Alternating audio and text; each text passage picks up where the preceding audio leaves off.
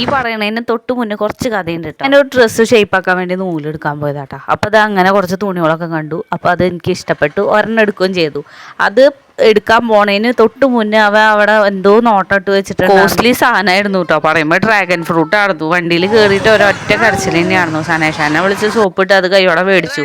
അത് ചോദിച്ചപ്പോൾ 240 രൂപയായിട്ടോ റേറ്റ് പറഞ്ഞത്. കേട്ടപ്പോൾ തന്നെ കിളിപ്പോയി. പിന്നെ കുട്ടി അവിടെ നിന്ന് കരയല്ലേ വെച്ച് ചേട്ടന് ഒരു അലിവ് തോന്നി, അങ്ങനെ മേടിച്ചതാണ് കേട്ടോ. പൈസ പോയി എൻ്റെ ഒരു വിഷമത്തിൽ ഒരു 10 പ്രാവശ്യമെങ്കിലും അവനും കൊണ്ട് അതന്നെ ഇമ്പോസിഷൻ പോലെ പറയിപ്പിച്ചിട്ടുണ്ട് കേട്ടോ ഞാൻ. അങ്ങനെ ഇതായിരുന്നു സംഭവം. മേടിച്ച് വീട്ടിലേക്ക് എത്തിയപ്പോൾ ഇതായിരുന്നു ഡ്രസ്സ്. അതിന് നൂല് കണ്ടുപിടിക്കായിരുന്നു കേട്ടോ. തുണി അടിപൊളി ചോന്ന തുണി. അത് കടയിൽ നിന്ന് കണ്ടതിനേക്കാളും കൂടുതൽ എനിക്ക് ഭംഗി തോന്നിയത് ഇവിടെ എത്തിയിട്ടാണ്. പിന്നെ ഇത് എനിക്ക് വേണ്ടിയല്ല മേടിച്ചത്, ഇത് മിനിയാൻറ്റിക്ക് വേണ്ടിയാണ്. ഇങ്ങനെ തുണികൾ കണ്ടപ്പോൾ എനിക്ക് മിനിയാൻറ്റീനുമാണ് ഓർമ്മ വന്നത്. മിനിയാൻറ്റിക്ക് ഇതൊക്കെ നല്ലോണം ചേരുന്നു തോന്നി. അപ്പം അങ്ങനെ മേടിച്ചത്. അത് തുറന്നു നോക്കിയപ്പോൾ ഇതാ കയ്യിൽ വെക്കാൻ ഡിസൈനൊക്കെ ഉണ്ട് കേട്ടോ. അങ്ങനെ അതൊക്കെ കൊണ്ട് കൊടുത്തു. ചെറുതായിട്ടൊന്ന് മിനിയാൻറ്റീനെ മോട്ടിവേറ്റ് ചെയ്യിപ്പിച്ചതാട്ടോ തയ്ക്കാൻ വേണ്ടിയിട്ട്. അങ്ങനെ ഡ്രാഗൺ ഫ്രൂട്ടൊക്കെ കൊണ്ടുവന്ന് വെച്ചിട്ട് അവൻ കുറച്ച് പുറത്ത് പണികൾ ഇങ്ങനെ നടന്നുകൊണ്ടിരിക്കുന്നുണ്ട് കേട്ടോ, ഷീറ്റിൻ്റെയൊക്കെ. അപ്പോൾ അതൊക്കെ അവൻ പോയി നോക്കുന്നുണ്ട്. അതിൻ്റെ ഇടയിൽ ഞാൻ ഡ്രാഗൺ ഫ്രൂട്ടിൻ്റെ ഉള്ളിൽ എന്താണെന്ന് നോക്കുകയായിരുന്നു. വെള്ളയാണോ? അവർ പറഞ്ഞിട്ടുണ്ടായിരുന്നു ചുമപ്പാണ്, നല്ല മധുരമൊക്കെ ഉള്ളതാണ്. എന്നാലും എനിക്ക് തുറന്നു നോക്കാണ്ടൊരു സമാധാനം. അങ്ങനെ തുറന്നപ്പോൾ ഇതാ എല്ലാം നല്ലോണം പഴുത്തിട്ട് അതുകൊണ്ട് ഇങ്ങനെ പ്ലിം പ്ലിം എന്ന് പറഞ്ഞിട്ട് ഇങ്ങനെ വീണുകൊണ്ടിരിക്കുകയായിരുന്നു കേട്ടോ. അധികം കാര്യമായിട്ട് മുറിക്കേണ്ടിയൊന്നും വന്നില്ല.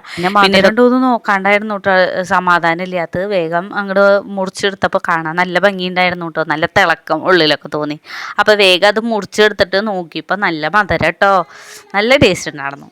അത് പോരാത്തതിന് അവിടെ മാലതേച്ചി നിൽക്കണുണ്ട്. അപ്പോൾ മാലതേച്ചിക്ക് ഒന്നും കൊണ്ട് കൊടുക്കാമെന്ന് വിചാരിച്ചു. അപ്പോൾ ഒന്ന് കൊടുത്തപ്പോൾ മാലതേച്ചിക്ക് ഇഷ്ടമായിട്ടത് എന്താ സാധനം, ബീട്രൂട്ടിൻ്റെ ഒരു ടേസ്റ്റ് പോലെ ഉണ്ട്.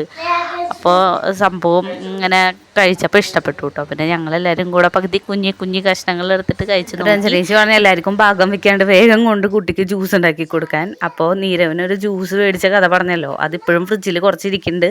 അപ്പോൾ അത് കുടിച്ചുകൊണ്ടിരിക്കുമ്പോൾ അതാ പാലൊക്കെ ഞാൻ കുറച്ച് ജ്യൂസിനും പിന്നെ ബാക്കിയുള്ളത് ചായയും വെക്കാമെന്ന് വിചാരിച്ചു. അങ്ങനെ മിക്സിയിലടിക്കാൻ പോവാണ് കേട്ടോ. അപ്പോഴാണ് ഞാൻ അറിഞ്ഞത് ഇവിടെ വയറയുടെ ആ പ്ലഗ് കുത്തണ സ്ഥലത്ത് ഒരു പണിക്ക് വേണ്ടി അവർ വേറെ സ്ഥലത്തേക്ക് കണക്ട് ചെയ്ത് വെച്ചേക്കുക. അപ്പോൾ നമ്മൾ അടിയിൽ മിക്സിയൊക്കെ ഇറക്കി വെച്ചിട്ട് അങ്ങനെ ജ്യൂസ് ഉണ്ടാക്കി.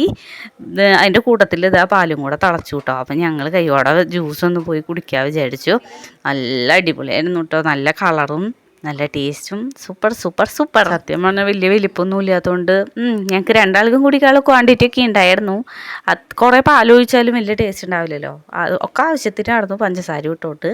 അപ്പോൾ ഇന്നത്തെ വീഡിയോ എത്രയുള്ളൂ. Tata bye bye, see U.